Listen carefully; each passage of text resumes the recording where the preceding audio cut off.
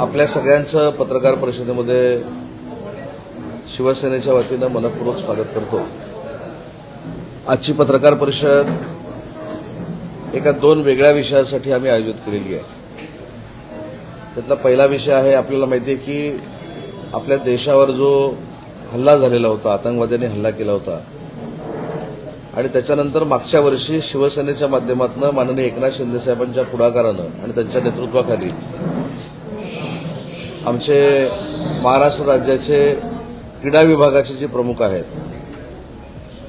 त्यांच्या संकल्पनेतनं एक सिंदूर यात्रा आम्ही जम्मूला नेली होती।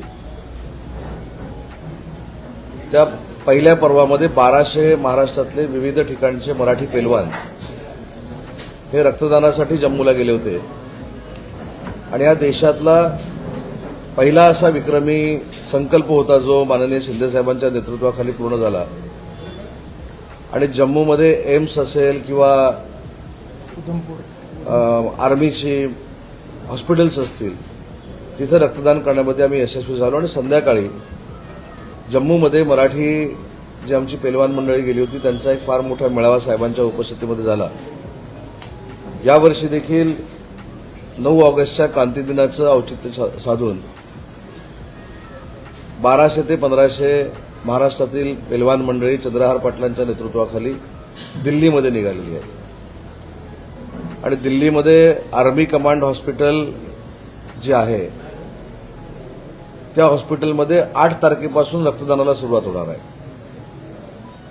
पहिल्यांदा 8 तारखेला रक्तदान 500 लोकांचं होईल आणि क्रांती दिनाच्या दिवशी जे बाकीच्या 700 लोकांचं रक्तदान होणार आहे या रक्तदान शिबिराचं उद्घाटन देशाचे संरक्षण मंत्री आदरणीय राजनाथ सिंह साहेब करणार आहेत आणि त्या उपक्रमासाठी माननीय राज्याचे उपमुख्यमंत्री आणि शिवसेनेचे मुख्य नेते पक्षप्रमुख आदरणीय एकनाथ शिंदे साहेब देखील उपस्थित राहतील।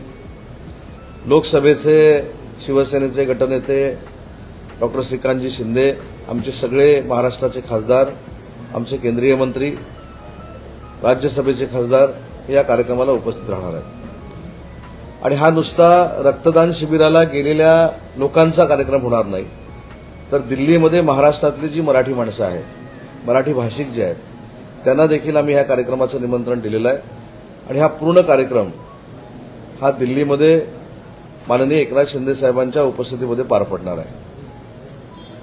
या सगळ्या रक्तदान शिबिराचं वैशिष्ट्य असं आहे की कुठच्याही असणाऱ्या पैलवानाला जबरदस्तीनं चंद्रहार पाटील हे रक्तदान शिबिराला घेऊन येत नाही। उत्स्फूर्तपणे देशाची सेवा करणाऱ्या सैनिकांना जी रक्ताची आवश्यकता भासते ती रक्ताची आवश्यकता परिपूर्ण करावी हा शुद्ध हेतू शिवसेनेचा आहे आणि तोच हेतू डोळ्यासमोर ठेवून चंद्रहार आणि त्यांची पूर्ण टीम ही माननीय शिंदे साहेबांच्या नेतृत्वाखाली जशी मागच्या वेळी जम्मूला गेली तशी यावेळी दिल्लीमध्ये जाणार आहे। 6 तारखेला 4 वाजता सांगलीमध्ये ही रेल्वे दिल्लीला जायला रवाना होईल। तिथं देखील एक मोठा कार्यक्रम आम्ही शिवसेना म्हणून त्या ठिकाणी करणार आहोत। दिल्लीमध्ये या सगळ्या मंडळींचा 1-2 दिवस मुक्काम असेल।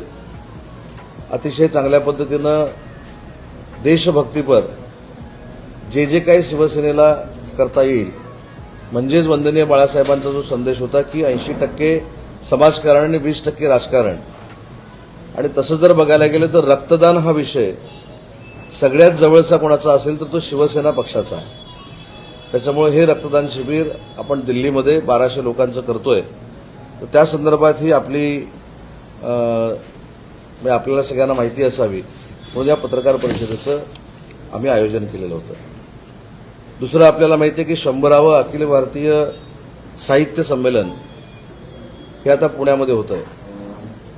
काल या साहित्य संमेलनाच्या बाबतीमध्ये मला माननीय एकनाथ शिंदे साहेबांचे स्पष्ट निर्देश होते की मराठी साहित्य परिषदेबरोबर बैठक घेऊन 100वे जे संमेलन आहे हे मोठ्या आगळ्या वेगळ्या पद्धतीनं आणि मराठी भाषेच्या निमित्तानं 7 समुद्रापलीकडे जाणारं असावं यासाठी नियोजन करावं आणि म्हणून माननीय मुख्यमंत्री देवेंद्रजींच्या नेतृत्वाखाली, शिंदे साहेबांच्या नेतृत्वाखाली आणि सुनेत्रा वहिनींच्या नेतृत्वाखाली काल मी त्यांचा प्रतिनिधी म्हणून पुण्यामध्ये या सगळ्या ज्या संस्था आहेत त्यांच्या बैठकीला उपस्थित होतो.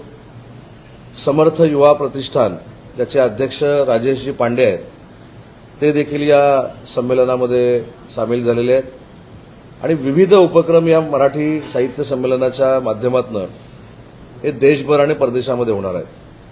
तर हे 100वे साहित्य संमेलन असल्यामुळं जे आम्ही 3 कोटी रुपये साहित्य संमेलनाला द्यायचो ते या वर्षापुरते वाढवून 5 कोटी करण्याचा निर्णय मराठी भाषा विभागानं घेतलेला आहे.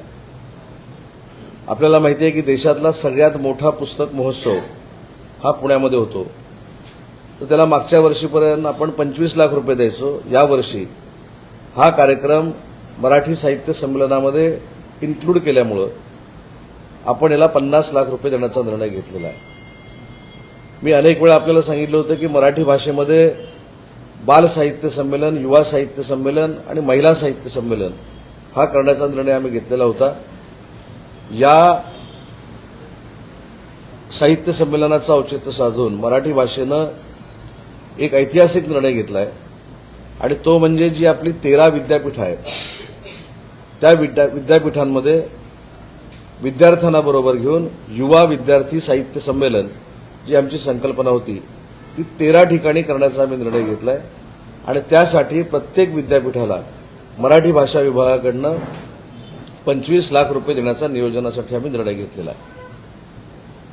याचा उपयोग एवढ्यासाठी होईल की 100वे साहित्य संमेलन हे मराठी भाषेतनं होतंय. हे जगातलं असं एक मातृभाषेचं संमेलन आहे की जे फक्त आपल्या महाराष्ट्रामध्ये होतं आणि ते 100वे साहित्य संमेलन आहे.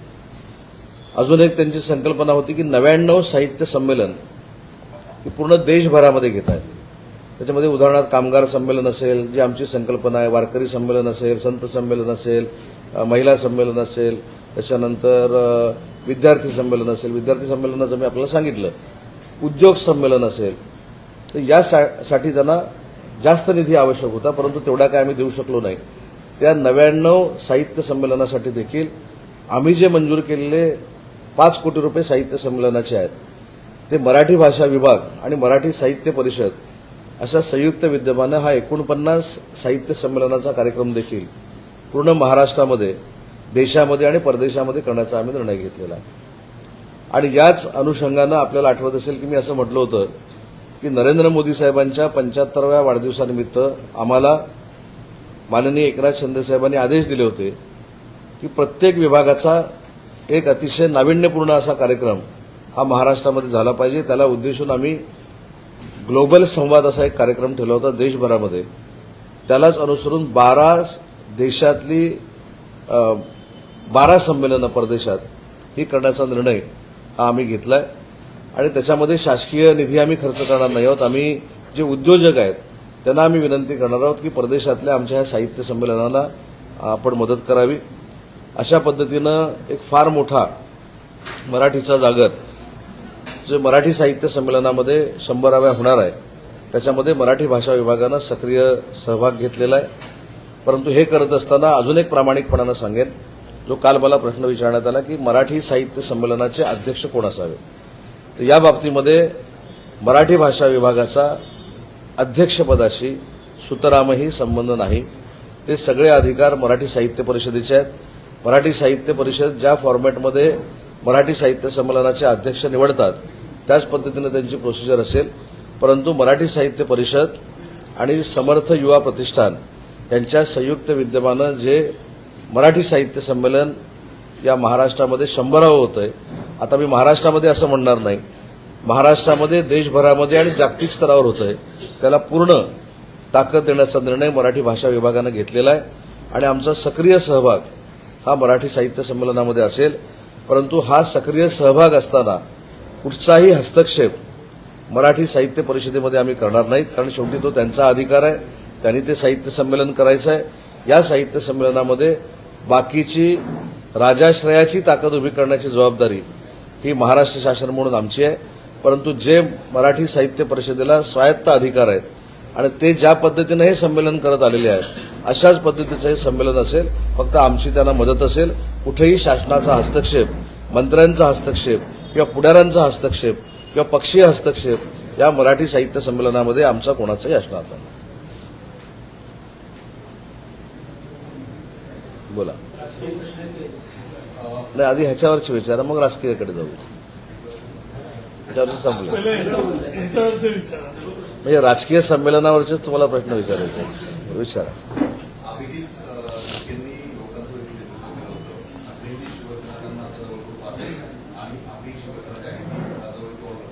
काय काय नाही, कशासाठी शिवसेना करते आणि आपण करतो. नाही, पण हे कशावरून आपण म्हणताय? यश मिळाल्यानंतर त्यांच्याशी जवळीकता वाढवण्याचा प्रयत्न ठाकरे करतायत आणि आपली शिवसेना सुद्धा करण्याची नाही, आमच्या शिवसेनेचं कसं म्हणजे आम्ही कशा पद्धतीनं अनेक नेते भेटतायत आणि त्यांना नाही, याच्यामध्ये काल देखील मी स्पष्टपणानं सांगितलेलं आहे. आमचे सन्माननीय मंत्री महोदय संजय शिरसाट साहेब जे दिपकेजींना भेटले ही त्यांची वैयक्तिक भेट होती. दुसरी महत्वाची गोष्ट आहे की दिपकेजींच्या बाबतीमध्ये म्हणजेच विद्यार्थ्यांच्या बाबतीमध्ये शिवसेनेची देखील स्पष्ट भूमिका होती की विद्यार्थ्यांची नीटच्या बाबतीतली जी मागणी आहे ती नीटच्या बाबतीतली मागणी केंद्र सरकारनं विशेषतः नरेंद्र मोदी साहेबांनी पुढाकार घेऊन पूर्ण केलेली आहे. आत्महत्याग्रस्त जे नीटचे विद्यार्थी होते त्यांना देखील मदत करण्याचा निर्णय हा केंद्र सरकारनं घेतलेला आहे. या सगळ्या गोष्टींची आम्ही सहमत आहोत. त्याच्यामुळे विद्यार्थ्यांच्या केलेल्या आंदोलनाबाबत शिवसेना म्हणून आम्ही कधीही बोललेलो नव्हतो. कोणाला पक्षात घ्यायचं कोणाला पक्षात घ्यायचं नाही ही कसलीही चर्चा शिवसेनेच्या माध्यमातून झालेली नाही, हे जो आपण उल्लेख करताय. आता दुसरा युबीटी पक्ष आहे, तुमचं असं म्हणणं आहे की ते त्यांच्या जवळ जात आहेत. त्यांना जवळ जाणं क्रमप्राप्तच आहे, कारण मतदारांनी त्यांना नाकारलेलं आहे. ते आता 5व्या, 6व्या, 7व्या नंबरला महाराष्ट्राच्या राजकारणामध्ये आलेले आहेत. मग त्यांना जर उभारी घ्यायची असेल तर कोणाच्या तरी आधाराची आवश्यकताच आहे. आणि पहिल्या दिवसापासून आम्ही सगळी मंडळी सांगत होतो की विद्यार्थ्यांच्या आंदोलनावर आरूढ होऊन काही अस्तित्व नसलेले पक्ष अस्तित्व निर्माण करण्याचा प्रयत्न करतात. त्याच्यातलाच हा एक भाग आहे.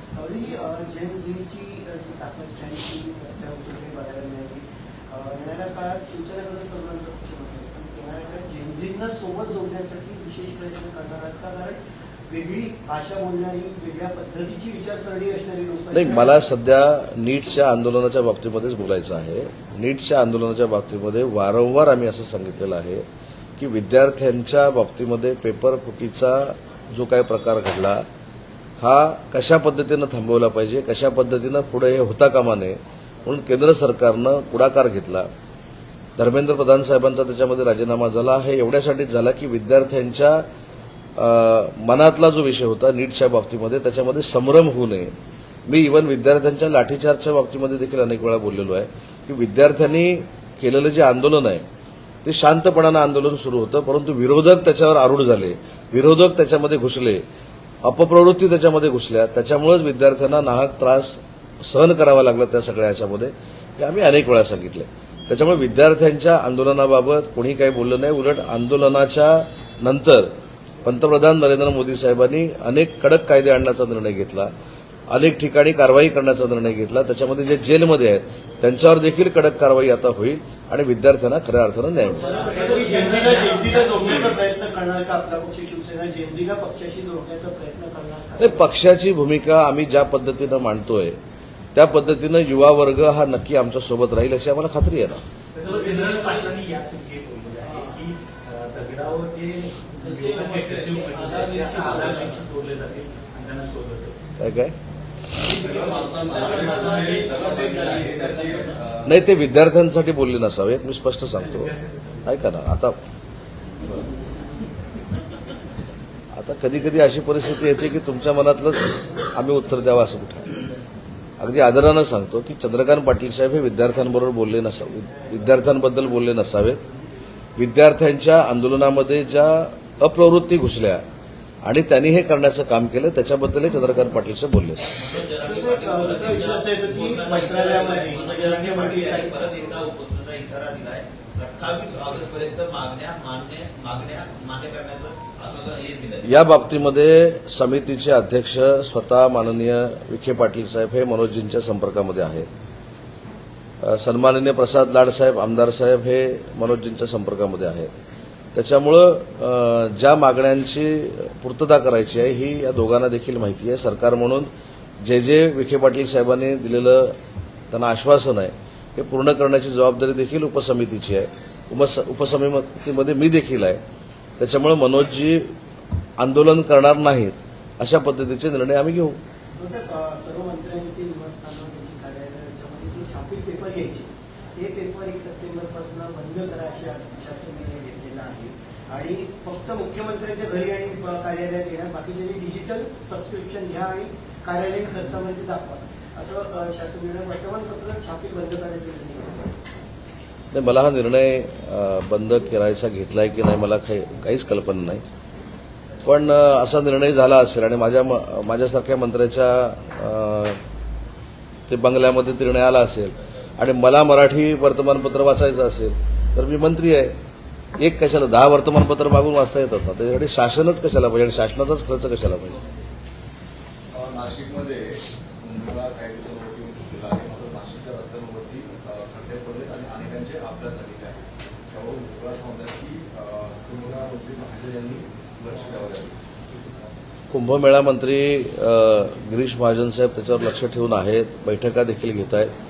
कालच उपमुख्यमंत्री आदरणीय एकनाथ शिंदे साहेबांची आमची सगळ्यांची चर्चा झाली. विशेषतः आमचे तिथे आता आमच्यासोबत आलेले जे आमदार आहेत गोकुळजी गीते आणि आमचे तिथले मंत्री महोदय जे आहेत दादासाहेब भुसे यांनी साहेबांना एक विनंती केली आणि त्या विनंतीनुसार पुढच्या आठवड्यामध्ये कुंभमेळावा असेल किंवा नाशिकच्या अडीअडचणी असतील यासाठी स्वतः माननीय उपमुख्यमंत्री एकनाथ शिंदेसाहेब बैठकीचं आयोजन करतायत आणि त्रास होऊ नये जनतेला यासाठी दक्षता घेत आहेत. परंतु एक फक्त त्याच्यामध्ये थोडी माहिती सांगतो. कुंभमेळ्याची कामं ही प्रचंड वेगानं नाशिकमध्ये सुरू आहेत. पुढच्या वर्षीच्या याच महिन्यात कालावधीमध्ये पहिलं स्नान असू शकतं. त्याच्यामुळे 1 वर्षात आपल्याला ही क्वालिटीची कामं पूर्ण करायची आहेत. म्हणून कदाचित तिथल्या मंडळींना त्रास होतोय, परंतु तो त्रास होऊ नये ही दक्षता शासन म्हणून आम्ही घेतली पाहिजे आणि त्याच्यावर आम्ही कार्यवाही करणार आहोत. मुसळीमध्ये काही जणांचं मृत्यू झालेला आहे. याच्यानंतर आता पंतप्रधानांनी 2 प्रपोजल तयार केलेले आहे. कुठेतरी या घटना रोखण्यामध्ये राज्य सरकारने घटना 100% दुर्दैवी आहे, पण ती कशामुळे घडली, काय घडली याची मला पूर्ण माहिती घ्यावी लागेल आणि त्याच्यानंतर बोलावं लागेल.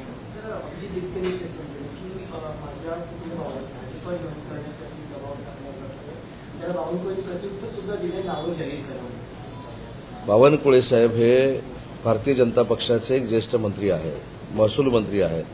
ते भारतीय जनता पार्टीचे प्रदेशाध्यक्ष राहिलेले आहेत. निवडणुकीच्या कालावधीमध्ये बावनकुळे साहेब हे पूर्ण महायुतीचे समन्वयक होते आणि त्यांनी त्याच्यावर स्टेटमेंट दिलेली आहे की पूर्ण देशामध्ये 13 कोटी हे भारतीय जनता पार्टीचे सदस्य आहेत. आपल्या महाराष्ट्रामध्ये 1,30,00,000 हे भारतीय जनता पार्टीचे सदस्य आहेत. जसं बावनकुळे साहेबांच्या मुलाखतीमध्ये बघितलं 1,00,000 हे सक्रिय सदस्य आहेत, हे देखील त्यांनी मुलाखतीमध्ये सांगितलं. आणि याच्यापैकी कुठच्याही कार्यकर्त्यानं पदाधिकाऱ्यानं जर दिपकेजींना फोन केला असेल, त्यांना धमकी दिली असेल तर त्यांच्यावर कठोर कारवाई करू अशा पद्धतीची भूमिका बावनकुळे साहेबांनी घेतलेली आहे. पण शेवटी जर ते नाव दिलं नाही तर ती शंका निर्माण होते, हे देखील बावनकुळे साहेबांनी सांगितलेलं आहे. मंत्रालयाच्या कॅन्टीनमध्ये पोहोचले, महापालिकेचं कॅन्टीन सील केलं, 5 तिकडचं कॅन्टीन सील केल्यानंतर नंतर एफडीएची कारवाई जी आहे ती सुरू आहे. तुकाराम मुंडेंचं काम कसं वाटेल? तुकाराम मुंडेंच्या कामापेक्षा एफडीआयनं कदाचित ते शेवटी अधिकारी आहेत, अशी कामं करणं, चांगली कामं करणं हे अधिकाऱ्याचं कामच आहे. पूर्वी ती का कामं झाली नाही त्याच्यामध्ये मला जायचं नाही, परंतु जर एफडीआयनं मंत्रालयाचं कॅन्टीन असेल किंवा अन्य कॅन्टीन असतील याच्यामध्ये जर तपासणी करायला सुरुवात केली असेल तर याच्यामध्ये वावगं काही नाही. त्या कॅन्टीन चालवणाऱ्या लोकांनी चांगल्या पद्धतीचे पदार्थ ठेवले पाहिजेत, लोकांना दिले पाहिजेत.